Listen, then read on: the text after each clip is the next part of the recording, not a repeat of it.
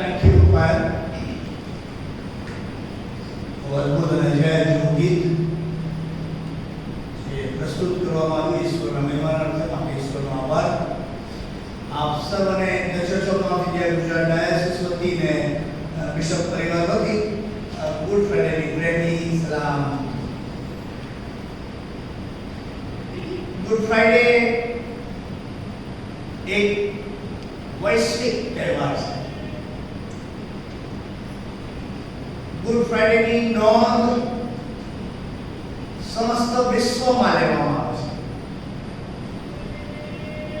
એનો અર્થ એવો પણ થયો કે સમસ્ત વિશ્વ પ્રભુ ઈસુ ખ્રિસ્તના આવવા, એના જીવન સેવા કાર્ય અને એના મરણ પર સ્વીકાર કરે છે, એને એન્ડોર્સ કરે છે અને જાહેર કરે છે કે પદસ્તંભ પર પ્રભુ ઈસુ ખ્રિસ્ત મરણ.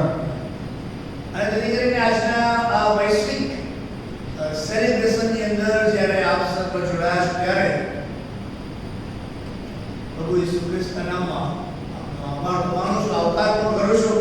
પણ એ પ્રાર્થના હોય છે કે આજની એ વચનની સેવા આપણને જુદા એંગલ પર ને જુદા દ્રષ્ટિકોણ સાથે જુદી ઊંચાઈ પર લઈ જાય એ મારી શુભેચ્છા. ગઈકાલે આપણે પિલાત સુધી ગયા. પિલાત કન્ફ્યુઝ થઈ જાય છે અને પછી લોકોના જોડાને વશ થઈ જાય છે અને છેવટે પદસ્તંભે રાખે છે, સોંપી દે છે સિપાહીઓ. અને એ વિશે માથીની લખેલી સુવાર્તા, લૂકની લખેલી સુવાર્તા, યોહાનની લખેલી સુવાર્તામાં વિગતવાર માહિતી આપવામાં આવે છે. અને બાઇબલના વધુ સારા અભ્યાસી બનવાને માટે તમારે એક એક શબ્દો વાંચવા જેવા છે, સમજવા જેવા છે. સમયનો અભાવ હશે એટલે આખો સંદેશો મેં બે ભાગની અંદર વહેંચી નાખ્યો છે. સવારનું સેશન અલગ અને રાતનું સેશન અલગ. પરંતુ આપને જે ગઈકાલથી આપણી યાત્રા થંભેલી ત્યાંથી આગળ લઈ ગયો અને એક એક જે ઘટના જે બની એને તમે આજે મહેસૂસ કરો અથવા તો એને રિયલાઇઝ કરો અથવા તો એને વિઝ્યુલાઇઝ કરો, એ મારી આપને આજે જે છે સંદેશાના ભાગ છે. કારણ કે સંદેશો ફક્ત બોલનાર બોલે અને સાંભળનાર સાંભળે એવું ના હોય.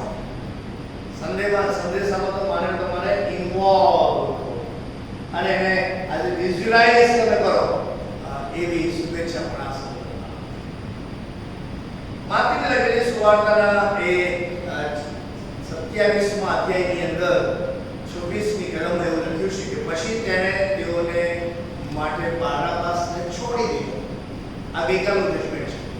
બારાબાસને છોડી દીધો પણ ઈસુને કોરડા મરાવીને વધસ્તંભે જડાવવા માટે સોંપ્યો. ત્યાંથી હવે આપણે આગળ વધવાનું.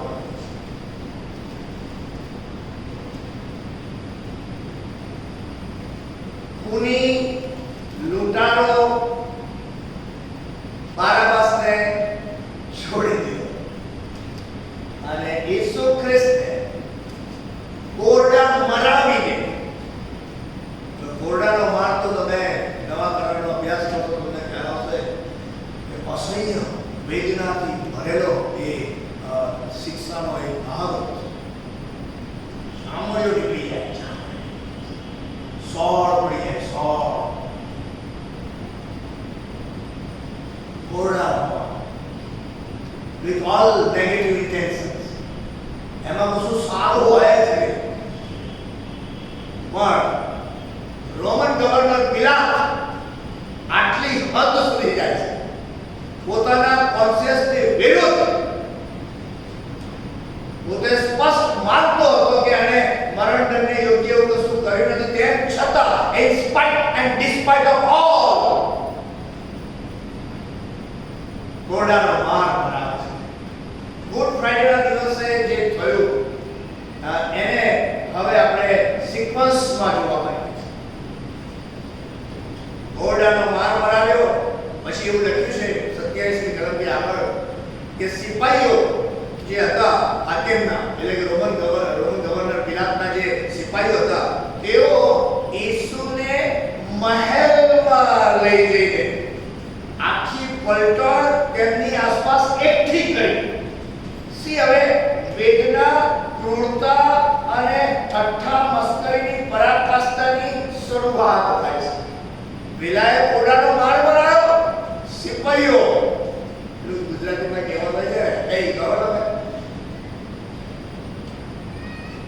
અંગ્રેજ લોકો ચા કરતા એટલી ગરમ. રોમન ગવર્નર કોરડા બનાવે છે અને અહીંયા સિપાહીઓ જે કરે છે એ સાંભળો જે પ્રભુના વચનમાં લખ્યું છે. આખી પલટણ ભેગી કરી પછી તેઓએ તેમના વસ્ત્ર ઉતારી લઈને તેમને કિરમચી જબ્બુ પહેરાવ્યું અને તેઓએ કાંટાનો મુગટ મૂકીને તેમના માથા પર મૂક્યો. પલટણની સામે it's a public event, okay? અને એમાં રહેલી વેદના, એમાં રહેલી શરમ, એમાં રહેલો દુઃખ, એમાં રહેલો દર્દને તમે મહેસૂસ કરો માટે એક શબ્દ પ્રભુના વચનમાંથી હું આપની સમક્ષ વાંચી સંભળાવવા માંગુ છું. પછી એવું લખ્યું છે તે પ્રમાણે કે તેમના જમણા હાથમાં સોટી આપી. ઈસુના જમણા હાથમાં સોટી આપી. પછી એવું પણ લખ્યું છે કે તેમની સામે ઘૂંટણે પડી ગયા. સિપાહીઓ ઈસુની સામે ઘૂંટણે પડી ગયા. પછી એવું પણ લખ્યું છે કે તેમના ઠઠ્ઠા કરતા કહ્યું કે ઓ યહૂદીના રાજા સલામ.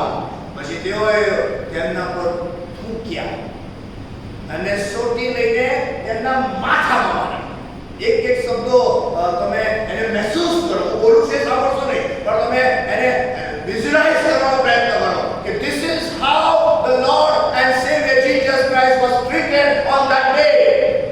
આ શુક્રવારના દિવસે પ્રભુ ઈસુ ખ્રિસ્તને આ પ્રકારની ક્રૂરતા ભરી ટ્રીટમેન્ટ આપવામાં આવી હતી. અને પછી એવું લખ્યું છે કે તેઓના ઠઠ્ઠા કરી રહ્યા. પછી તેઓએ તેમના પરથી જબ્બો ઉતારી લઈને તેમના જ વસ્ત્ર તેમને પહેરાવ્યા અને વધસ્તંભે ચડવાને તેમને લઈ ગયા.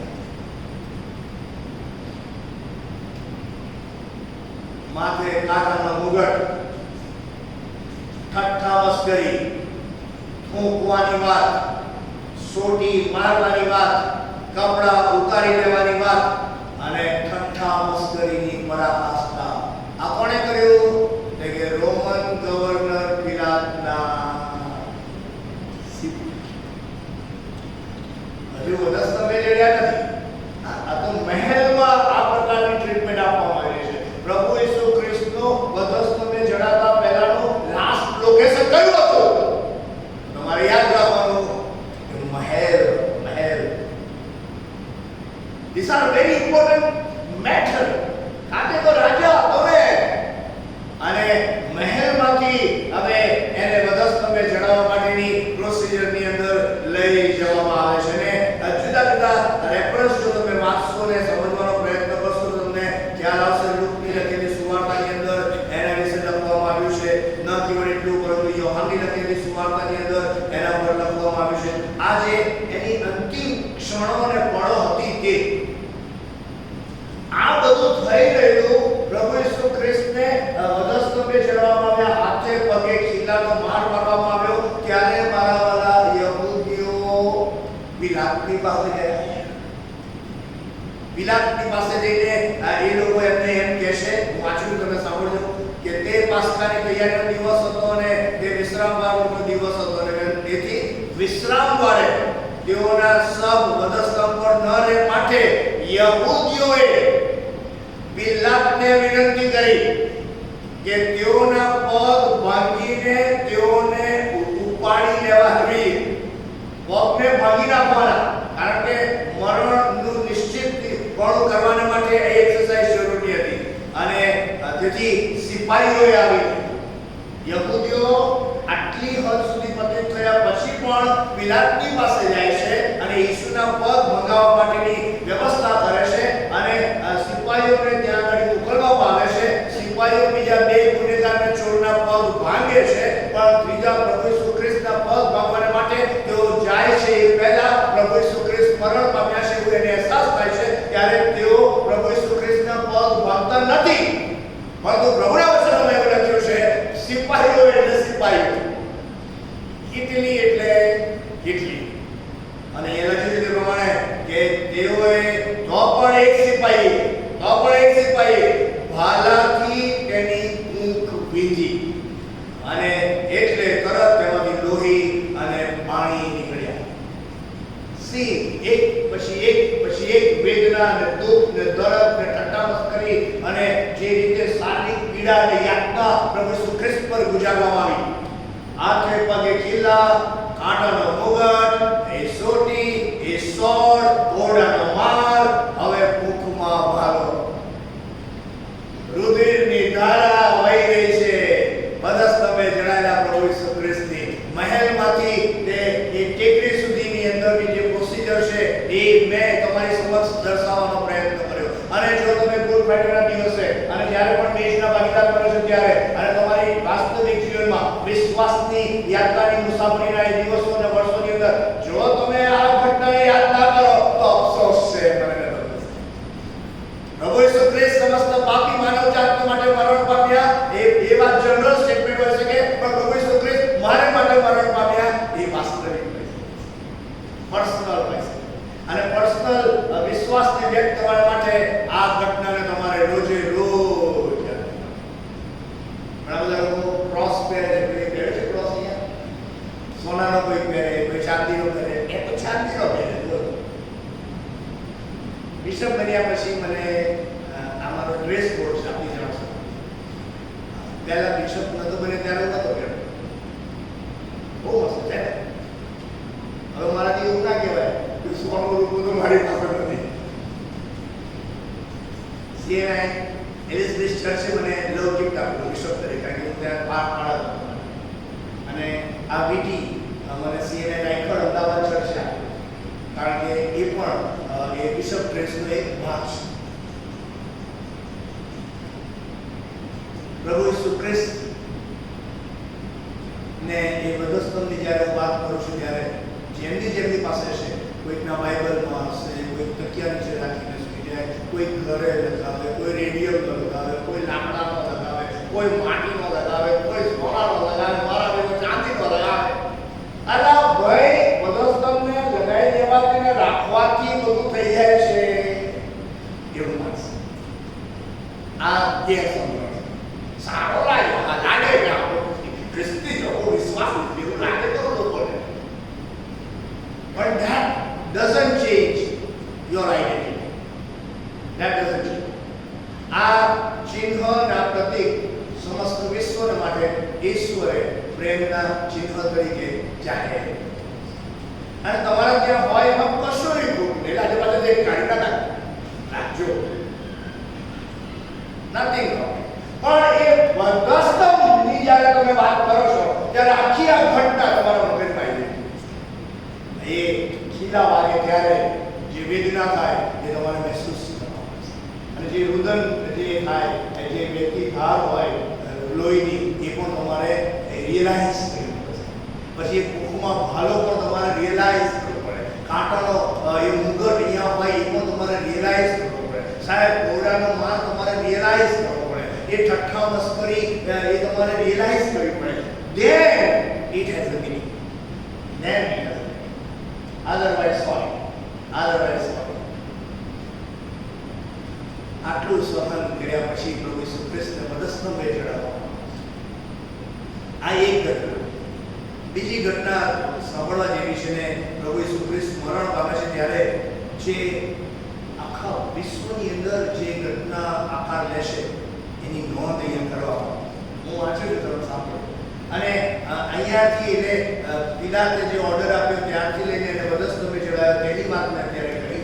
ત્યાર પછી પ્રભુ ઈસુ ખ્રિસ્ત વધસ્તંભ પર મરણ પામે છે અને એ વખતે જે કયા બનાવો બને છે, કઈ કઈ ઘટનાએ આકાર લીધો એ પણ તમારા મગજમાં આવે છે. ગુડ ફ્રાઇડે એટલે શું?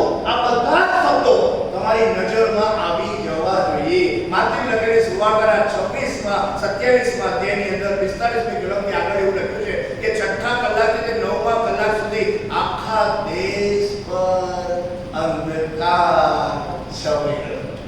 ગુડ ફ્રાઇડેના દિવસે આખા દેશ પર અંધકાર છવાયો. પ્રભુ ઈસુ ખ્રિસ્તના મરણની જ્યારે વાત કરો છો, ગુડ ફ્રાઇડેના દિવસની વાત કરો છો ત્યારે આ દ્રશ્ય તમારે મહેસૂસ કરવું પડે. અત્યારે તો થોડા દિવસે ચાંદની એવા ચોક જેવા તડકાની અંદર મને તમે બેઠા કલ્પના કરો કે અંધકારની પળ, અંધકાર છવાઈ ગયો. પછી એવું લખ્યું છે તે પ્રમાણે કે એ દિવસે મંદિરનો પડદો ઉપરથી વીજળી ફાટીને તેના બે ભાગ થઈ ગયા. આ થોડું તમારે સમજવું હોય તો તમારે જૂના કરારના કન્સેપ્ટની અંદર જવું પડે. યહૂદીઓનું જે સભાસ્થાન હતું એના કન્સેપ્ટની અંદર જવું પડે.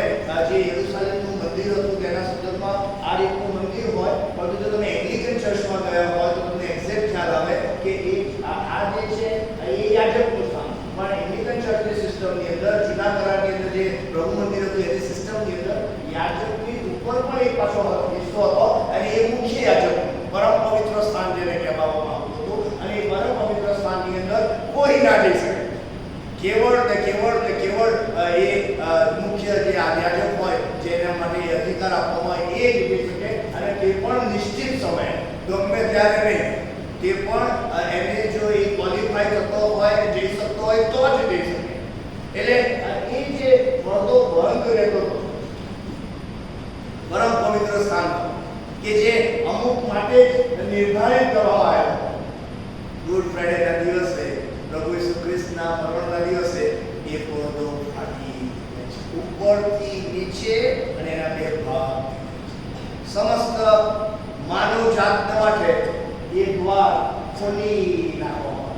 પેલા તો ઓન બિહાફ ઓફ અસ મુખ્ય યાજક ત્યાં જતો હતો.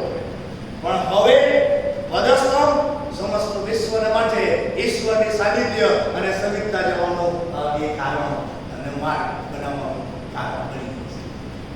પછી એવું લખ્યું છે અને ધરતી કાપી. પછી એવું પણ લખ્યું છે ખડકો ફાટી ગયા અને કબરો ઉઘડી ગઈ અને ઊંઘેલા સંતોના ઘણા શરીર ઉઠ્યા. આ બધું પ્રભુ ઈસુ ખ્રિસ્તના મરણના દિવસે યાદ રાખજો. આ ઘટનાઓને જો તમે બાયપાસ કરી દેશો ને તો એનું મહત્વ નહીં જળવાય. એનું મહત્વ એને વેટેજ નહીં આપી શકો. એનો તમે ન્યાય નહીં કરી શકો વ્યવસ્થિત. કે પ્રભુ ઈસુ ખ્રિસ્તનું મરણ આટલી હદે સમસ્ત વિશ્વને હચમચાવી નાખનારું. પછી એવું પણ લખ્યું છે કે તેમના પાછા ઉઠ્યા પછી જેવા સંતોના ઘણા શરીરો ઉઠ્યા તેમના પાછા ઉઠ્યા પછી તેઓ કબરોમાંથી નીકળીને પવિત્ર નગરમાં ગયા અને ઘણાઓને તે દેખાયા. અને ત્યારે ચોકીદાર હતા તેની સાથે જેઓ ઈસુની ચોકી કરતા હતા તેઓ ધરતીકંપ તથા જે જોયું તે જોઈને બહુ ભીને કીધું કે ખરેખર એ દેવનો દીકરો. આ પ્રભુ ઈસુ ખ્રિસ્તને વધસ્તંભે ચડાવવામાં આવે છે તે પળની ઘટના.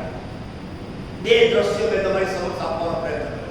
એક તો એને પકડવામાં આવીને જે એના પર જે ફાઇનલ જજમેન્ટ આપે છે તેથી લઈને જે રીતે ઠઠ્ઠા કરીને જે અત્યાચાર ને અમાનવીય વર્તણૂક એના પર જે કરવામાં આવે છે, જે દુઃખ ને વેદના ને યાતનાનો એ વિક્ટીમ બને છે, એ બધાનું વર્ણન કર્યા પછી એ છેલ્લે જ્યારે પ્રભુ ઈસુ ખ્રિસ્ત મરી જાય છે ત્યારે જે ઘટના બહાર વિશ્વની અંદર જે ભાગ લે છે એનો ઉલ્લેખ કર્યા પછી કાલ્વરીની ટીવી પર જે 3 વધસ્તંભ હતા એમાંના એક વધસ્તંભ આજે આપણી સાથે છે.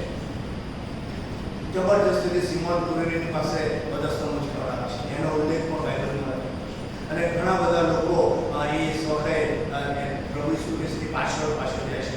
ત્યાં સ્ત્રીઓ હતી, મોટી સંખ્યામાં હતા, રડનારા લોકો હતા, સિપાહીઓ હતા, આ મોટો સમુદાય ત્યાં આગળ હાજર હતો. એવા વિવિધ વર્ગના લોકો વધસ્તંભ સુધી જાય છે. સાહેબ જાણે પ્રોસેસર નીકળતો એ રીતે ડરી ગયેલા, બી ગયેલા ઈસુ ખ્રિસ્ત સાથે આવો વ્યવહાર.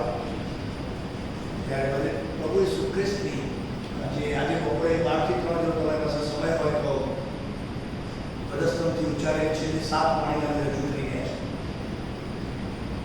બિશપ પોલ ચૌહાણ સાહેબ લેવાના છે, બિશપ માલવ્યા સાહેબ, રેવરેન્ડ ડોક્ટર નિકોલસ પરમાર સાહેબ લેવાના છે, હેમંત પરમાર સાહેબ લેવાના છે, ડેનિયલ દીપક સાહેબ ને વિલફ્રેડ અમીન સાહેબ એવા 7 મંડળ ગાંધીજી સાહેબ 7 દિગ્ગજ ગુજરાત ડાયસિસના સિનિયર મોસ્ટ સેવકોને જવાબદારી છે. આજે આપણે એવું કહેતા નહીં કે વધસ્તંભે ચડવાની, એવું નહીં. વધસ્તંભ પર પ્રભુ ઈસુ ખ્રિસ્તે જે છેલ્લી 7 વાણી ઉચ્ચારી, એટલે જો પ્રભુ તમને તક આપે છે, સમય આપે છે, અથવા તમારા અનુકૂળ સમયે તમે યુટ્યુબ ચેનલ પર એ જોજો ને જોજો. પ્રભુ ઈસુ ખ્રિસ્તને જે રીતે વધસ્તંભે ચડાવવામાં આવે ત્યારે એના છેલ્લા 2 વાક્યો એ આજનો સંદેશ છે. આ તો મેં તમને દ્રશ્ય બેકગ્રાઉન્ડ.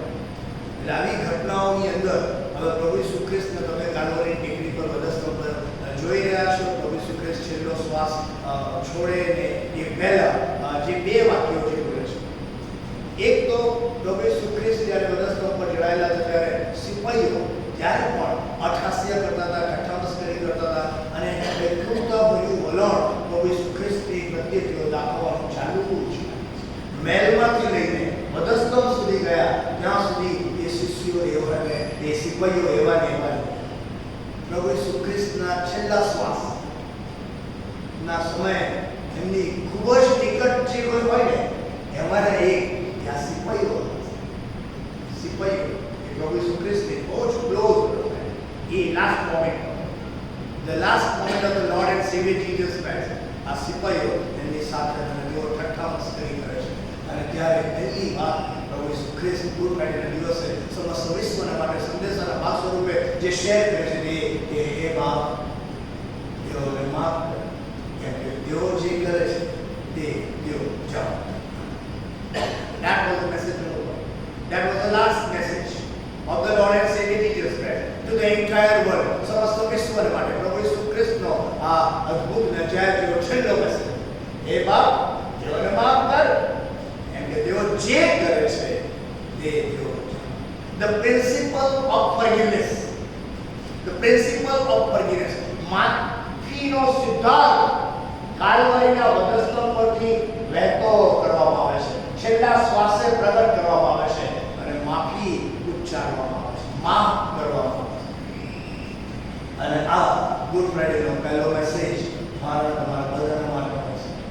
માફીના સંદર્ભમાં અગાઉ પણ કહી ગયો છું કે માફી શબ્દ એ હકારાત્મક શબ્દ છે.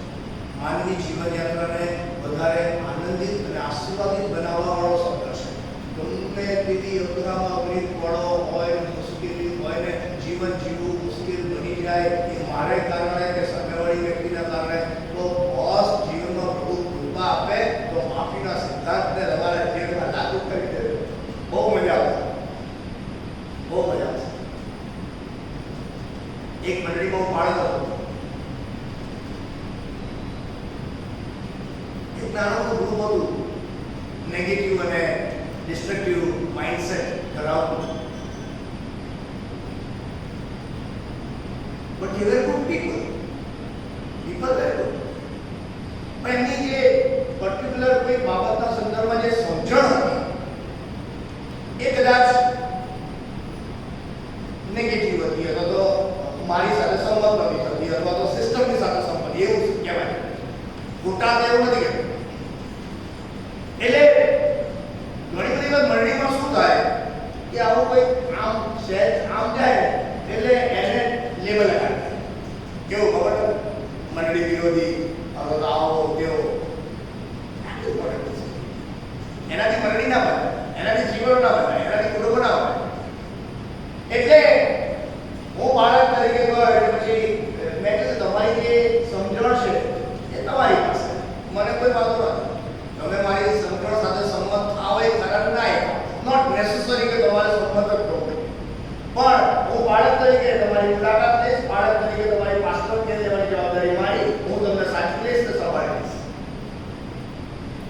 આજે પણ એ સિસ્ટમની વિરુદ્ધ જ છે લોકો, પણ આજે મારા સારા મિત્રો છે, મિત્રો સારા છે.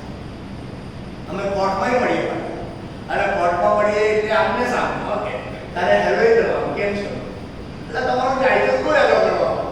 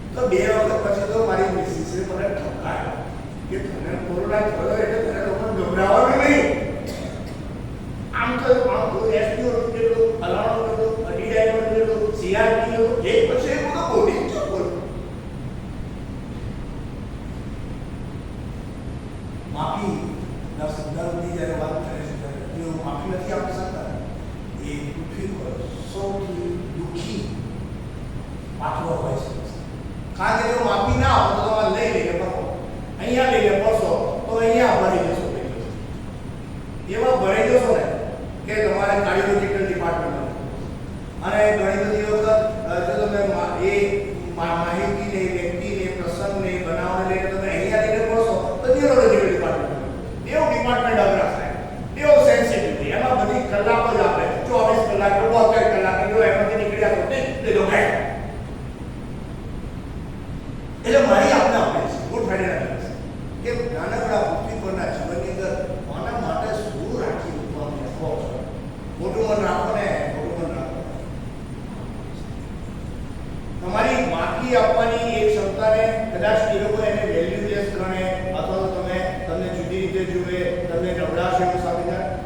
their problem. But you live your life joyfully and peacefully. તમે માફી આપો. તાકાત હોય અને તમને જો પ્રભુ આજે બતાવે છે કોઈ પાત્રને કે મારે અમને માફી આપવાની જરૂર છે, એમણે મારી વિરુદ્ધ આમ કરેલું તેમ કરેલું, અરે મારી પાસે તો એટલા બધા અનુભવો તો નામ લઈને કહેવાય નહીં ને કહેતો નથી. બોલો મને ભૂક્કો કરી નાખ્યો એક સમય અંદર. એવા લોકો જે મારી સામે આવે તો ભેટું અને પ્રેઝ ધ લોર્ડ એટલે કોરોના ના પડી છે પણ પ્રેઝ ધ લોર્ડ એવું બોલે એવું સાહેબ તમને કહું. પણ જો પકડી રાખ્યું હોત તો હું દુઃખી થતે, તેઓ દુઃખી થતે, મંડળી ડાયસિસ દુઃખી થતે, સમાજ દુઃખી થતે અને કોઈને કોઈ નામ. તમારે તો પ્રભુના બાળક છો, તમે વધસ્તંભની ઓળખમાં આવેલા છો એટલે વધસ્તંભના ધારા ધોરણો અને માપદંડોને લઈને તમારે વ્યવહારો અને વલણો અને વર્તણૂકની અંદર આગળ વધવાનું બોસ મોટું મન રાખજો. અને જો તમે માફી આપશો ને તો માફી આપનાર સ્વામી તમારા જીવનને ધન્ય, આનંદિત અને આશીર્વાદિત કરે છે. ટ્રાય અને જો પ્રભુ તમને રૂપ આપે છે કે આજે ગુડ ફ્રાઇડેના દિવસને બધા ઐતિહાસિક બનાવો છે અને પ્રભુ તમને એવું મન આપે છે, રૂડું મન કે આજે મારે માફી માંગવી જોઈએ, તો ડેર ટુ ડુ ધેટ. એમ કરવાના માટે તમે ડેરિંગ કરી શકો. Take initiative. તમે પહેલ કરો અને માફી માંગો. સે સોરી, મારાથી આમ મળી ગયું, મારાથી આ રીતે થઈ ગયું, મેં આવું કર્યું નહોતું પણ આવું કરી નાખ્યું મેં. Say sorry. ઇંગ્લિશ કલ્ચરની અંદર, અમેરિકન કલ્ચરની અંદર થેન્ક યુ અને સોરી શબ્દ ભારે મોટો મહત્વ ધરાવે છે. હમણાં પણ આપણે લોકો થોડું શીખ્યા છે. થેન્ક યુ સુધી ગયા પછી સોરી સુધી કોઈ નહીં ગયા. સોરી શબ્દ અહીંયા से निकलता है, સ્ટ્રેટ ફ્રોમ ધ હાર્ટ. અને એ આવું જ જોઈએ છે વ્યક્તિગત અને કૌટુંબિક સંબંધોમાં અને તમારા રિલેશનશિપમાં અને તમારી સેવાઓમાં તમારી જવાબદારીમાં. એ તમારું કોન્શિયસ તમને અલાવ કરે and let the sorry come out. અને એ સોરીની દુનિયા તમારા કૌટુંબિક જીવન અને તમારા સંબંધો અને તમારી સેવા અને તમારા જીવનને વધારે ધનિક, વધારે રસિક, વધારે આનંદિત અને વધારે આશીર્વાદિત બનાવી શકે. Lesson number 1 from the cross of the Calvary. માફીનો સિદ્ધાંત. હે બાપ, તેઓને માફ કર કેમ કે તેઓ જે કરે છે તે તેઓ જાણે. તેઓ તો માફી નથી માંગી, એ લોકોએ માફી નથી માંગી. Initiative from the lord and saviour Jesus. કોઈ તમારી માફી માંગેની રાહ જોશો નહીં પાછા. આપણે તો આપવાનું શરૂ તમે જનરસ જ બનજો. જેટલા તમે જનરસ બનશો એટલા આશીર્વાદો તમારી રાહ જોશે. આ મારા અંગત જીવનનો અનુભવના આધારે શેર કરીશ. માફી ના આપનારા શું કરે? કાં તો પકડી આપે, કાં તો બદલો લે. બંને ડેમેજ ડિસ્ટ્રક્ટિવ હોય છે. પકડી રાખે અને પકડી રાખે તો પોતાને ડેમેજ થાય અને બદલો લે તો સામેવાળાને થાય ને પોતાને થાય બીજાઓને થાય. એટલે પકડી રાખવામાં બહુ Heer. Enjoy the principal of ફોરગિવનેસ in your personal life, in your family life, in your professional life, in your spiritual life. બાકી બધું પ્રભુ સાચવી લેશે. એવા તબક્કાઓ લાવશે, એવા અવસરો લાવશે કે એ દુષ્ટ કર્મ કરનારા અને ખોટું કરનારા અને ખોટું બોલનારા પ્રભુ ઇવેન્ચ્યુઅલી એક સમય તમારી પાસે લઈ આવશે. સંજોગો એવા હોવા કરશે. એમાં હરખાવાનું પણ નહીં. કારણ કે તમે પહેલ કરી વધસ્તંભની વાટે એ માફીના સિદ્ધાંતને અમલમાં મૂક્યા. So I am here to say, સીને બાબતને માફીનો સિદ્ધાંત તમે જીવનમાં લાવો. જીવો ત્યાં બાઇબલ રોકે છે 70 વર્ષ. 70 વર્ષ કેટલા વર્ષ થશે? અને વર્ણના કારણથી હવે બોલું છું ગભરાતા નહીં પાછા. હા 70 ને 80 હોય, શિક્ષક બધું હોય તો શિક્ષક પર સવાલ કે મારા 55 થયા, 70 માંથી 55 બાદ કરો તો કેટલા રહે? જલ્દી 70 માંથી 55 બાદ કરો. અલા ગણિત નહીં, દાહોદમાં ગણિત નહીં. 15 કાકાના 15 થયા.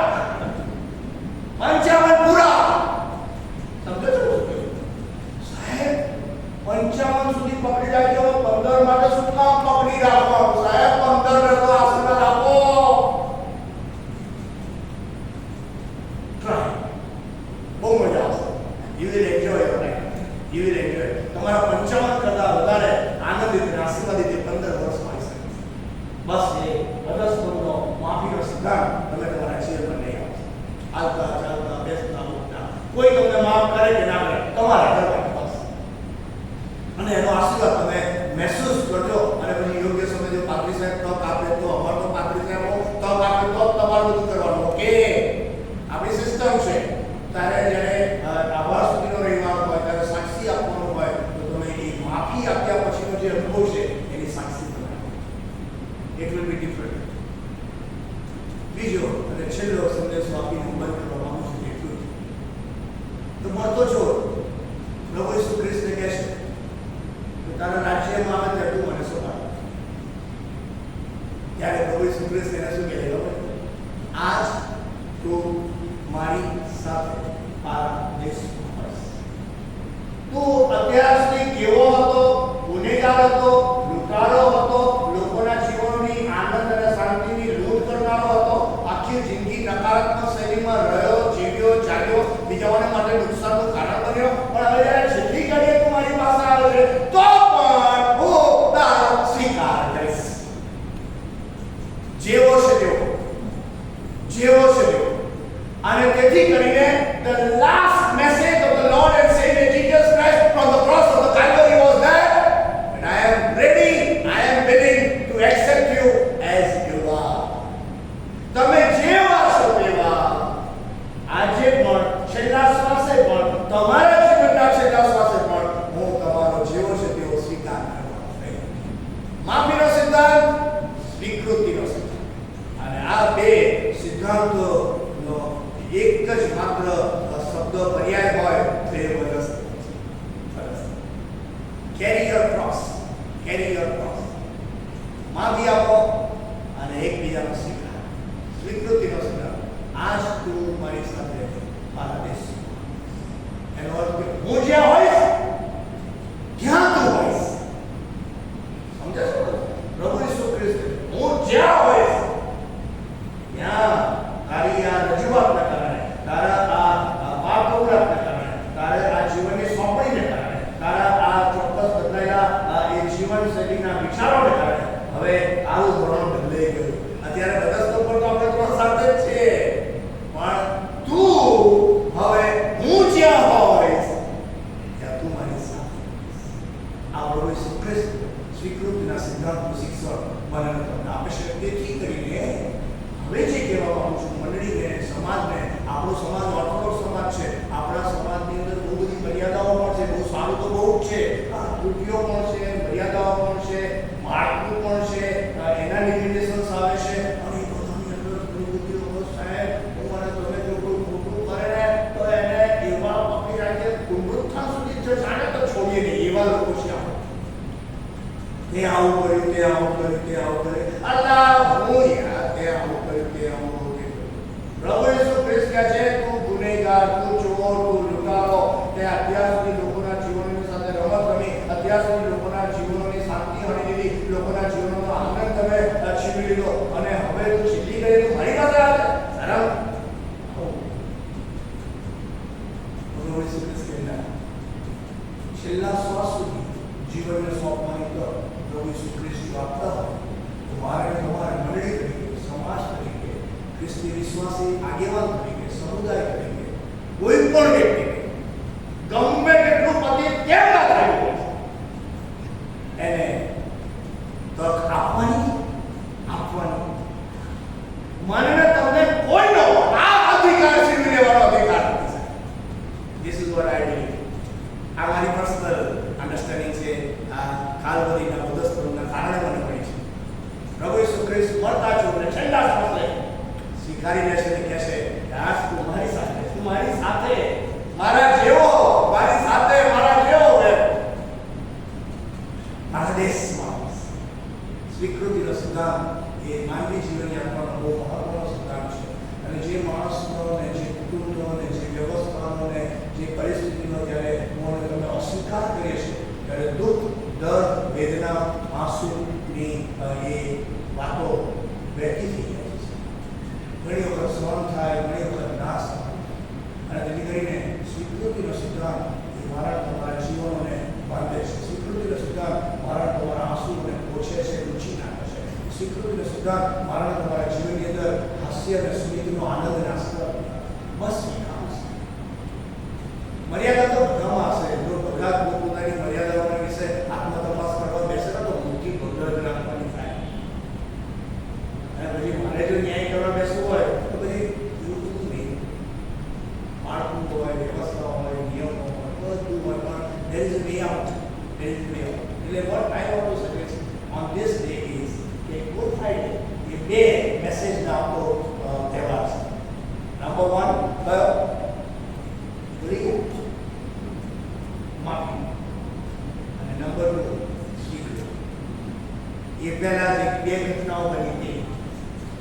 રીતે એને એરેસ્ટ કરવામાં આવે, જે વ્યવસ્થાઓ કરવામાં આવી અને અહીંયા જે રીતે પ્રભુ ઈસુ ખ્રિસ્ત મરણ પામ્યા ત્યારે જે ઘટનાઓ બની સમસ્ત વિશ્વમાં કાળથી લઈને બધું જ એ રાષ્ટ્ર અને આજે આવો એ વચ્ચેના વનસ્પતિના પ્રભુ ઈસુ ખ્રિસ્તને નિહાળવાનો પ્રયત્ન કરીએ, એને મહેસૂસ કરવાનો પ્રયત્ન કરીએ, એના બે સિદ્ધાંતોને સમજવાનો પ્રયત્ન કરીએ, જીવનમાં સ્વીકારીને એને લાગુ કરવાનો પ્રયત્ન કરીએ અને બાકીના જીવનને ધન્ય આનંદિત અને આશીર્વાદ બનાવીએ એ મારી પ્રાર્થના. શુભેચ્છા છે. ગોડ બ્લેસ યુ અને happy good Friday to you. અત્યારે આપણે પામ સન્ડેથી ગુડ ફ્રાઈડે સુધી આવ્યા છે. હજુ રાત્રે જવાનું બાકી છે. ઓકે, આખું દ્રશ્ય રાત્રે આપણે આજે પૂરું કરીશું કે જેથી કરીને તમને સ્પેશિયલ વીકની મિટિંગમાં તમને એક્ઝેક્ટ ખ્યાલ આવે કે કઈ કઈ ઘટનાઓએ આકાર અને રાત્રે માટે તૈયારી સાથે આવો. કારણ કે રાત્રે જુદા જુદા